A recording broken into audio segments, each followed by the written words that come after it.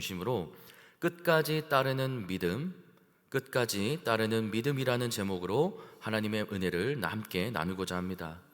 사랑하는 성도님들, 우리는 요한계시록을 읽을 때 많은 사람들이 두려움을 느낍니다.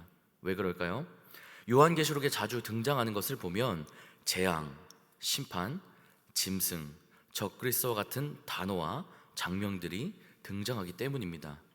그러나 요한계시록의 핵심은 두려움이 아니라 확신입니다.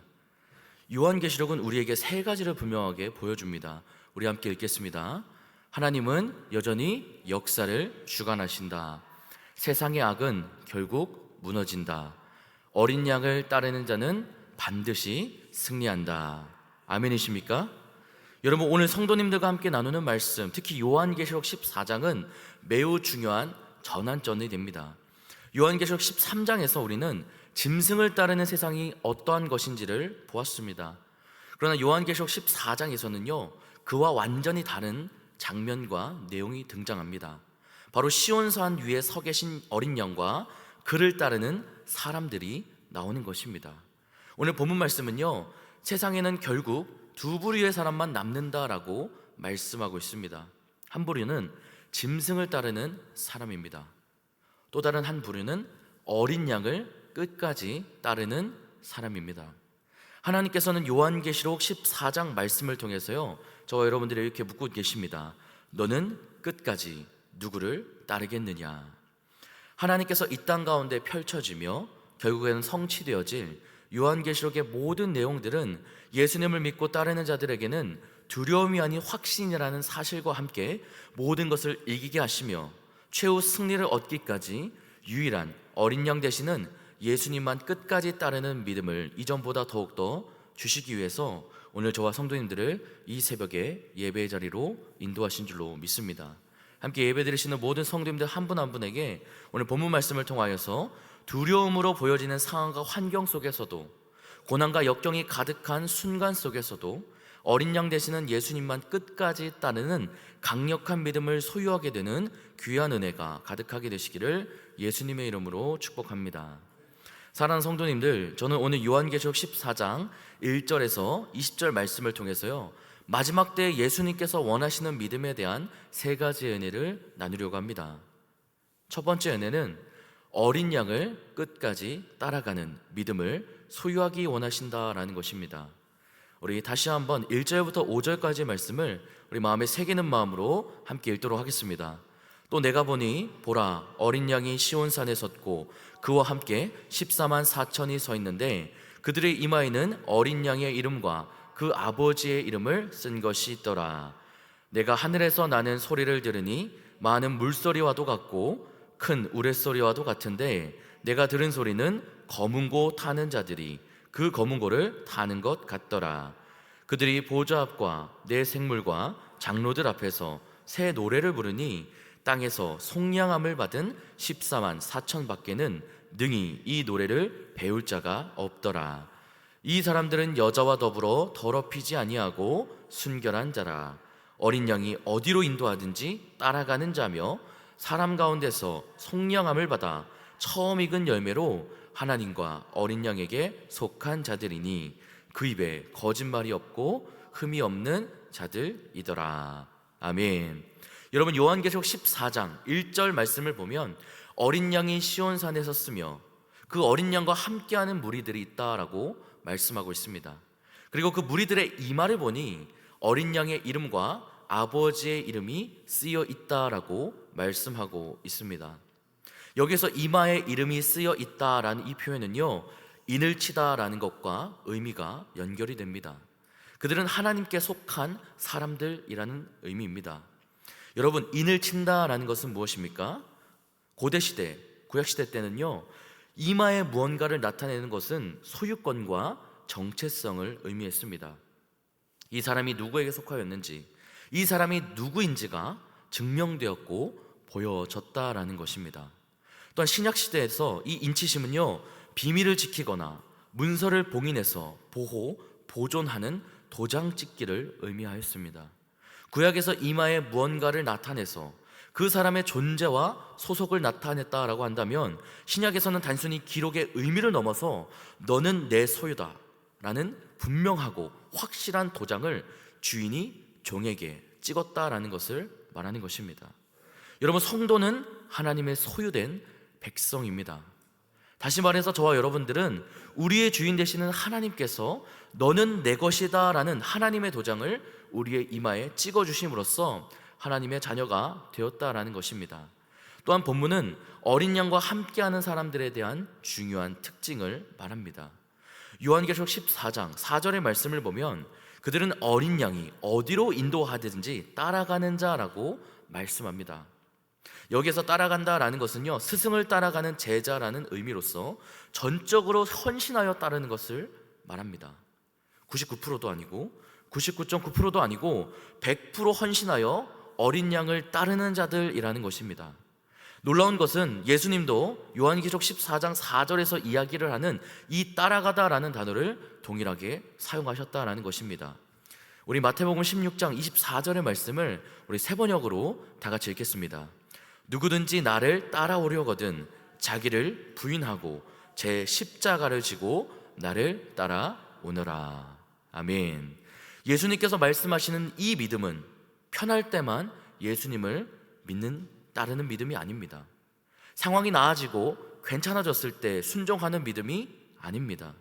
고난과 역경이 끝난 뒤에야 나아가는 그러한 믿음이 아닙니다.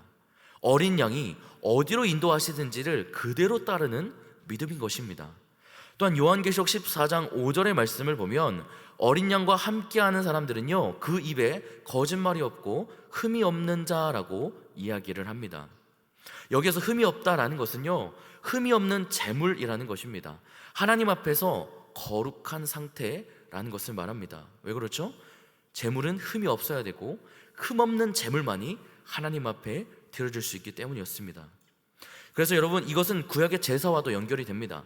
레위기 1장 3절의 말씀을 우리 세 번역으로 다 같이 읽겠습니다. 흠없는 수컷을 골라서 회막 어귀에서 바치되 나 주가 그것을 기꺼이 받게 하여라. 아멘. 여러분, 이들은 또한 그리스도의 피로 말미암아 흠도 없고 점도 없는 구원받은 자들로도 말씀합니다. 우리 베드로전서 1장 19절의 말씀을 우리 쉬운 성경으로 세 번역입니다. 세 번역으로 다 같이 읽겠습니다. 한 점의 죄도 흠도 없으신 어린 양 예수 그리스도의 보배로운 피로 여러분은 구원 받은 것입니다. 아멘. 사랑하는 여러분, 여러분은 어린 양과 함께하는 하나님의 자녀이십니까? 혹시 마귀의 끊임없는 의심과 불신으로 내가 하나님의 자녀라는 그 분명하고 확실한 믿음이 흐려지고 희미해지지는 않습니까? 혹시 주님이 내게 주신 그 십자가 지기를 거부하고 좁으면 좁은 길이 아니라 화려하고 편해 보이고 세상이 걸으라고 부추기는 그 넓은 문, 넓은 길을 걸어가고 있지는 않습니까?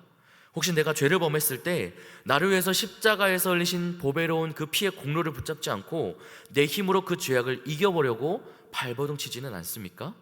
또 하나님의 자녀라고 고백하고 이야기는 하면서 삶 가운데 거짓과 친구로 살아가고 있지는 않습니까? 어린 양과 함께하는 하나님의 자녀는 자신이 하나님의 자녀라는 확실하고 분명한 믿음이 있습니다. 어린 양과 함께하는 하나님의 자녀는 주님께서 걸어가신 그 십자가의 길, 좁은 문, 좁은 길, 생명의 길을 날마다 자기를 부인하며 나에게 허락하신 십자가를 지고 걸어갑니다. 또 어린 양과 함께하는 하나님의 자녀는 매일매일 흠도 없고 점도 없는 어린 양의 보배로운 피로 말미암아 죄사함을 받고 거짓을 멀리하며 거룩한 삶을 살아갑니다. 하나님께서는 저와 여러분들이 어린 양과 함께하는 하나님의 자녀로 살아가기를 원하십니다. 사랑하는 성도님들, 마귀가 아무리 내 믿음을 흔들고 무너뜨린다라고 해도 변함없는 사실은 무엇입니까? 우리는 십자가의 보혈로 말미암아 죄사함을 받은 하나님의 자녀라는 것입니다. 하나님의 자녀로서 거짓을 멀리하고 날마다 나의 십자가를 지고 유일한 길, 변함없는 진리이자 영원한 생명이신 어린 양 예수님이 인도하는 곳이 어디든지 그대로 따라가는 저와 여러분이 되었으면 좋겠습니다. 두 번째 은혜는 복음을 붙들고 인내하는 믿음을 소유하기 원하신다라는 것입니다. 우리 다시 한번 6절부터 13절까지의 말씀을 우리 마음에 새기면서 같이 읽도록 하겠습니다. 또 보니 다른 천사가 공중에 날아가는데 땅에 거주하는 자들 곧 모든 민족과 종족과 방언과 백성에게 전할 영원한 복음을 가졌더라. 그가 큰 음성으로 이르되 하나님을 두려워하며 그에게 영광을 돌리라. 이는 그의 심판의 시간이 이르렀음이니 하늘과 땅과 바다와 물들의 근원을 만드신 이를 경배하라 하더라. 또 다른 천사 곧 둘째가 그 뒤를 따라 말하되 무너졌도다 무너졌도다 큰 성 바벨론이여 모든 나라에게 그의 음행으로 말미암아 진노의 포도주를 먹이던 자로다 하더라. 또 다른 천사 곧 셋째가 그 뒤를 따라 큰 음성으로 이르되 만일 누구든지 짐승과 그의 우상에게 경배하고 이마에나 손에 표를 받으면 그도 하나님의 진노의 포도주를 마시리니 그 진노의 잔에 섞인 것이 없이 부은 포도주라. 거룩한 천사들 앞과 어린 양 앞에서 불과 유황으로 고난을 받으리니 그 고난의 연기가 세세토록 올라가리로다. 짐승과 그의 우상에게 경배하고 그의 이름표를 받는 자는 누구든지 밤낮 쉼을 얻지 못하리라 하더라. 성도들의 인내가 여기 있나니 그들은 하나님의 계명과 예수에 대한 믿음을 지키는 자니라. 또 내가 들으니 하늘에서 음성이 나서 이르되 기록하라. 지금 이후로 주 안에서 죽는 자들은 복이 있도다 하시매 성령이 이르시되 그러하다. 그들이 수고를 그치고 쉬리니 이는 그들의 행한 일이 따름이라 하시더라. 아멘. 여러분, 요한은요 이어서 새 천사의 메시지를 듣습니다. 요한계시록 14장 6절의 말씀을 보면 첫 번째 천사는 영원한 복음을 가졌다라고 말씀하고 있습니다. 여러분, 그것은 어린 양 되시는 예수님만을 통해서 구원을 받을 수가 있고 누구든지 그 예수님을 믿는 자라면 바로 구원을 받을 수 있다라는 것입니다. 이어서 요한계시록 14장 8절의 말씀을 보면 둘째 천사는 무너졌도다 큰 성 바벨론이여 라고 선언합니다. 여기서 말하는 바벨론은 단순한 도시와 지명을 의미하는 것이 아니라 하나님을 대적하는, 하나님을 반하는 세상의 시스템을 의미합니다. 그런데 분명한 사실은 이 바벨론이 무너졌다라고 이야기를 하고 있습니다. 무엇을 말씀하고 있습니까? 세상의 권세는 결국 무너진다라는 것입니다. 아무리 화려해도, 아무리 훌륭해도, 아무리 대단해 보이는 것 같아도 인간의 지은 그 바벨탑은 그 최후가 하나도 남김없이 모두 무너져 내리며 사라진다라는 사실입니다. 마지막으로 세 번째 천사는요 경고의 메시지를 우리에게 말씀합니다. 그 메시지는 짐승을 따르는 자는 하나님의 진노를 받게 된다라는 것입니다. 여기서 말하는 이 진노는요 단순한 화를 의미하지 않습니다. 매우 강렬한 분노를 뜻합니다. 이것은 하나님의 공의로운 심판을 의미합니다. 그래서 12절의 말씀을 보면 중요한 결론이 나옵니다.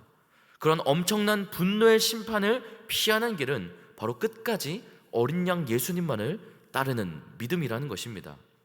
우리 마태복음 24장 13절의 말씀을 우리 현대인의 성경으로 다 같이 읽겠습니다. 끝까지 견디는 사람은 구원을 받을 것이다. 아멘. 사랑하는 여러분, 하나님의 심판, 하나님의 진노의 포도주를 어떻게 피할 수가 있습니까? 시대가 변하고 세월이 흐르고 어떠한 상황과 환경 속에서도 영원히 변하지 않는 복음을 붙들며 인내할 때 피할 수가 있습니다. 복음이신 예수 그리스도를 내 삶의 주인으로 모실 때 우리는 피할 수가 있습니다. 날마다 매 순간 복음이신 예수님을 내 삶의 1순위로 모시고 예수님께만 붙어 있어서 믿음으로 인내하며 하나님의 모든 진노와 심판으로부터 자유케 되는 저와 여러분이 되기를 소망합니다. 세 번째 은혜는 바로 마지막 심판을 바라보는 믿음을 소유하기 원하신다라는 것입니다. 우리 다시 한번 마음에 새기면서 우리 14절에서 20절의 말씀을 같이 목소리로 읽겠습니다. 또 내가 보니 흰 구름이 있고 구름 위에 인자와 같은 이가 앉으셨는데 그 머리에는 금 면류관이 있고 그 손에는 예리한 낫을 가졌더라. 또 다른 천사가 성전으로부터 나와 구름 위에 앉은 이를 향하여 큰 음성으로 외쳐 이르되 당신의 낫을 휘둘러 거두소서. 땅의 곡식이 다 익어 거둘 때가 이르렀음이니이다 하니 구름 위에 앉으신 이가 낫을 땅에 휘두르매 땅의 곡식이 거두어지니라. 또 다른 천사가 하늘에 있는 성전에서 나오는데 역시 예리한 낫을 가졌더라. 또 불을 다스리는 다른 천사가 제단으로부터 나와 예리한 낫 가진 자를 향하여 큰 음성으로 불러 이르되 내 예리한 낫을 휘둘러 땅의 포도송이를 거두라. 그 포도가 익었느니라 하더라. 천사가 낫을 땅에 휘둘러 땅의 포도를 거두어 하나님의 진노의 큰 포도주 틀에 던지매 성 밖에서 그 틀이 밟히니 틀에서 피가 나서 말 굴레까지 닿았고 1600 스타디온에 퍼졌더라. 아멘. 여러분, 요한계시록 14장의 마지막 장면은 바로 추수의 장면입니다. 이 장면은 단순한 농사의 비유가 아니라 세상의 마지막과 하나님의 심판을 보여주는 매우 중요하고 분명한 상징입니다. 오늘 요한계시록 14장 14절의 말씀을 보면 요한은 먼저 또 내가 보니 흰 구름이 있고 구름 위에 인자와 같은 이가 앉았는데 그 머리에는 금 면류관이 있고 손에는 이러한 낫을 가졌더라라고 말씀합니다. 여기서 인자 같은 이라는 이 표현은요, 바로 사람의 아들이라는 의미입니다. 이 표현은요, 요한계시록에서 예수 그리스도를 가리키는 메시아적인 칭호입니다. 그런데 이 표현의 뿌리가 어디에 있을까요? 바로 구약 성경의 다니엘서에 있습니다. 우리 다니엘 7장 13절의 말씀을 세 번역으로 같이 읽도록 하겠습니다. 내가 밤에 이러한 환상을 보고 있을 때 인자 같은 이가 오는데 하늘 구름을 타고 와서 옛적부터 계신 분에게로 나아가 그 앞에 섰다. 아멘.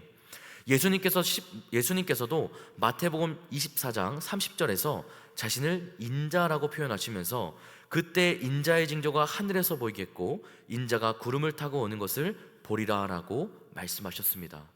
다시 말해서 요한계시록 14장의 이 장면은 예수님의 재림과 심판의 순간을 보여주는 것입니다. 또 본문은 예수님이 금 면류관을 쓰고 계시다라고 말씀합니다. 여기에서 면류관은요, 승리자가 쓰는 관으로서 왕권과 승리를 의미합니다. 이것은 예수님이 심판의 왕으로서 오신다라는 것을 보여줍니다. 또 손에는 낫을 가지고 있습니다. 이 낫은 추수의 도구, 마지막 심판의 도구입니다. 오늘 15절의 말씀을 보면 낫을 휘둘러 거두라. 땅의 곡식이 다 익어 거둘 때가 이르렀음이로다 라고 천사가 외칩니다. 여기에서 익었다라는 표현이 매우 중요합니다. 이 표현은 하나님의 심판할 때가 완전히 찼다라는 의미입니다. 성경은 하나님께서 정해진 때에 심판하신다라고 말씀합니다. 그래서 사도행전 17장 31절의 말씀을 우리 다 같이 읽겠습니다. 정하신 사람으로 하여금 천하를 공의로 심판할 날을 작정하시고. 아멘. 이 장면은 예수님이 말씀하신 추수 비유와도 정확하게 연결이 됩니다. 세상의 마지막에는 반드시 추수가 있습니다. 그리고 그 추수 때에는 두 종류가 나타납니다. 바로 하나님께 속한 곡식과 심판받을 가라지라는 것입니다. 요한계시록 14장은요, 이어서 두 번째 추수 장면을 우리에게 보여줍니다. 18절의 말씀을 보면 땅에 포도를 거두어 하나님의 진노의 큰 포도주 틀에 던지라라고 말씀합니다. 여기에서 포도주 틀은요, 하나님의 진노의 심판을 의미합니다. 포도를 틀에 밟으면요, 즙이 터져서 나옵니다. 이 장면은요, 하나님의 심판의 강력함을 상징하는 표현입니다. 이 표현 역시 바로 구약에서 이미 등장하였습니다. 바로 요엘 3장 13절의 말씀을 우리 현대인의 성경으로 다 같이 읽겠습니다. 너희는 낫을 휘둘러라. 곡식이 익었다.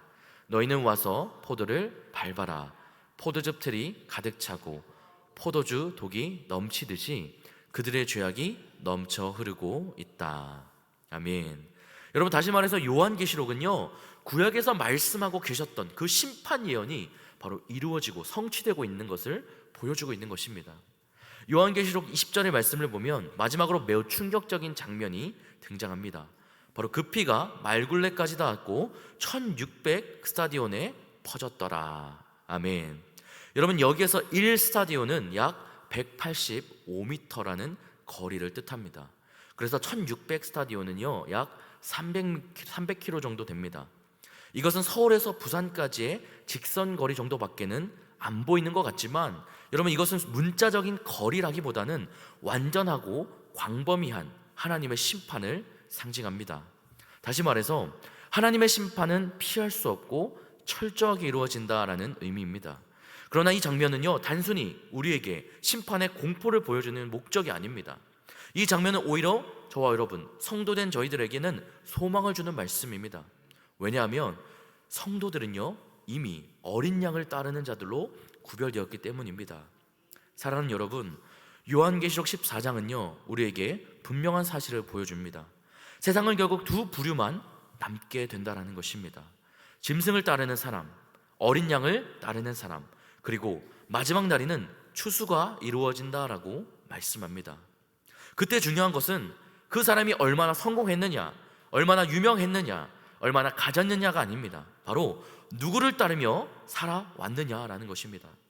예수님께서는 요한복음 10장 27절에서 내 양은 내 음성을 들으며 나는 그들을 알며 그들은 나를 따르느니라 라고 말씀하셨습니다. 여러분, 어린 양을 끝까지 따라가는 믿음, 그리고 복음을 붙들고 믿음으로 인내하는 믿음, 마지막 심판을 바라보는 믿음을 가지고 살아가시기를 바랍니다. 세상은 점점 하나님을 떠나가고 있습니다. 믿음을 지키는 것이 점점 더 어려워지고 있습니다. 그런데 성경은 끝까지 따르는 자가 승리한다라고 말씀합니다.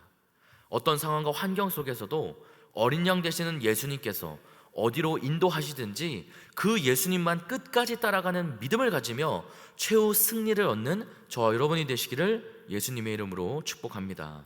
가슴에 손 얹겠습니다. 하나님, 오늘 이 새벽에 요한계시록 14장 말씀을 통해서 세상의 끝에서 보게 될 모습을 알게 하시며 세상의 끝을 향해 나아가는 저희들이 어떻게 살아가야 할지를 친히 깨닫게 하시며 가르쳐 주시니 감사드립니다.